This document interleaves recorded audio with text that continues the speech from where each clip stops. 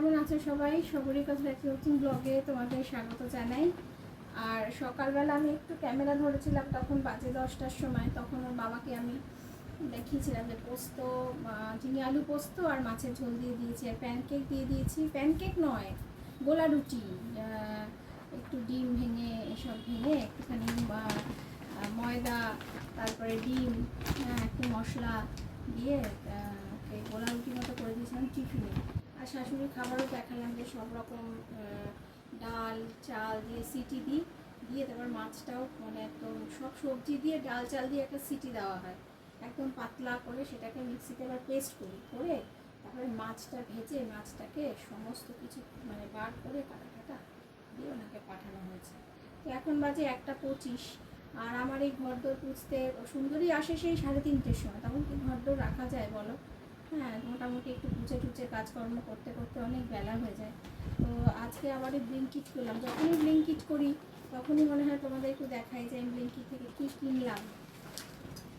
সেটা হচ্ছে এখানে একটা আছে যে ডায়েট পাপটা নেই, পাপ রাইসটা নেই, তাই এখানে সেফ হারভেস্ট বলে একটা আছে। এটা মুড়িটা 500 না রে, এটা 500 এসছে। 500 দাম হচ্ছে 112 টাকা। 500 দাম 112 টাকা। কত নিয়েছে? হ্যাঁ, 90 টাকা নিয়েছে। এই যে 500 মুড়ি 90 টাকা। এটা খুব ভালো মুড়িগুলো আসে। তো এই যেটা নিয়েছি পাপ রাইস যেটা। আচ্ছা, আরও আরেকটা মুড়ি এসছে। তো এটা আরেকটা মুড়ি এসছে। কত মুড়ি এসছে? আচ্ছা, এটাও আরেকটা মুড়ি এসছে। এটা এটারও কত দাম নিয়েছে রে? এই দুটো মুড়ি এসছে, আরও আরেকটা মুড়ি এসছে। ও মা, সর্বনাশ, এত মুড়ি এসছে! মুড়ি আজকে তো অনেক কিছু মুড়ি অর্ডার দিয়েছি। ওই যে বিয়াস আমার মুড়ি নেই, তাই বিয়াস একদম মুড়ি কন্টিনিউ মুড়ি অর্ডার দিয়েছে আমার। এই যে এইটা হচ্ছে মুড়ি। আর আরেকটা এসছে, সেটা হচ্ছে কলা। বিয়াসের বাবা না খুব ছোটো ছোটো কলা আনে, সেগুলো বিয়াস খেতে চায় না। তা বলে আমি ব্লিঙ্কিট থেকে কলা অর্ডার করে খাবো। তো আজকে এই যে কলা অর্ডার করেছে ব্লিঙ্কিট থেকে, কলা এসছে, ভালো সাইজে এসছে। আর একটা হচ্ছে, আরও কিছু অর্ডার করলাম।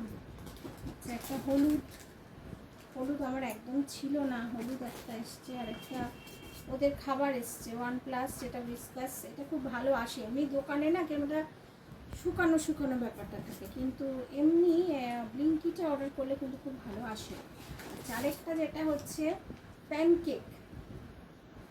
এটা তো তোমরা জানো যে এটা খুব ভালো আর খুব তাড়াতাড়ি মানে হয়ে যায়। তাছাড়া খুব ডায়েট, সবই আমার এখানে যা যা অর্ডার করা হচ্ছে সমস্ত কিন্তু ফুল ডায়েট, মানে কোনো রকম এদিক ওদিক না।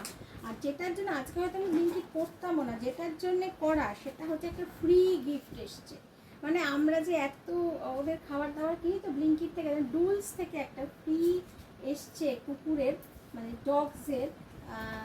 তার মধ্যে এসছে, এটা হচ্ছে একটা বিস্কিট এসছে, অ্যাডাল্ট নিউট্রিশন বিস্কিট এসছে। আচ্ছা, এই দেখেছিস ও নাবি এবার ছিড়বে এটাকে, ঘটু। আচ্ছা, এটা হচ্ছে একটা এসছে, ওই যে গ্রেভি এসছে, এটা একটা গ্রেভি এসছে, অনেক কিছু এসছে। আচ্ছা, এটা হচ্ছে ঘটু, এই যে নিয়ে যাই, দেখাই দেখ। এটা হচ্ছে ক্যালসিয়াম একটা বোন এসছে, ছোট্ট একটা ক্যালসিয়াম বোন এসছে। আরেকটা একটা সসেস এসছে, কি মিষ্টি দেখতে না সসেসটাকে। বিয়াস হয়েছিল এটা ওদের খেলনা, কিন্তু এটা খেলনা না, এটা একটা সসেস এসছে। আমার ভীষণ ভালো লাগে গ্যাসের সিলিন্ডার টাইপ দেখতে। তো এটা একদম ফ্রি এসছে আমার ঘটুর জন্যে, কারণ পুচুনকে আমি এগুলো দিই না। পুচুন নর্মাল মাংস ভাত খায় বা সব সবজি দিয়ে একটা কিছু, পুচুনের কোনো জ্বালা নেই, কারণ ওকে আমি এত আদর যত্ন করে পুচুনকে বড় করিই নি। পুচুন যখন এসেছিলো তখন আমার সব বেড়াল মরে গেছিলো, তারপরে ও এসেছিলো 2022-এ। তো ওকে খুব একটা আমি আদর যত্ন করিনি, ওপরে থাকে। আর যেহেতু ছোটো থেকে নর্মাল আমি মাংস দিয়ে ভাত দিয়ে দিয়েছি, সোয়াবিন আর মাংসের স্টক দিয়ে ভাত দিয়েছি, ওটা দিয়ে অভ্যাস হয়ে গেছে। ওকে আমি হাজার চেষ্টা করেছি যে আমি খাওয়ানোর, যে পেডিগ্রি, ও একদমই খায় না। ও টক দই দিয়ে ভাত খায়, খুব নর্মাল একটা বাচ্চা আমার। কিন্তু এই যে আমার যে স্যার, এই ছোট্ট পুচকা এত পাজি হয়েছে, আদরে বাদর। এই বাদরটাকে আমি এত যত্ন করে মানুষ করছি, যেহেতু ওদের যত্নের সাথে ও বড় হয়। তার জন্যে এই বাদরটার জন্যে সব এসছে আমার ফ্রি ঘটুর জন্য। এই আর ভিঙ্কি রুহাই তো শুয়ে আছে। ভিঙ্কি ওই বিস্কুট দিলাম ঘটুকে, বিয়াস দিল, ভিঙ্কি উঠে টুটে বসেছিল। কারণ ভিঙ্কি একমাত্র যে কিনা ওদের বিস্কিট খায়, মানে ওদের বিস্কিট না, ওদের পেডিগ্রি, মানে ওদের পেডিগ্রিটা খায় আর কি। এটা হচ্ছে ভিঙ্কি একমাত্র আমার, আর বলেও খায়, বলে ফ্রিজের ওপরে শুয়ে আছে। তো যাই হোক বন্ধুরা, এগুলো আমি তুলে রাখি। এখন আমি পুজো করব, তারপরে খাবার দাবার টুকটাক বানাবো। আর তোমরা তো জানো যে আমি রাতেই রান্না করছি, এখন তো আমি দিনে একদম সময় পাচ্ছি না। তো এগুলো সব তুলে রাখি আস্তে আস্তে। তারপরে আবার রান্না বান্না করে রাত্রিবেলা আমি তোমাদের আবার রান্নাটাও দেখাবো, আর তোমাদের সাথে ব্লগটাও শেষ করবো।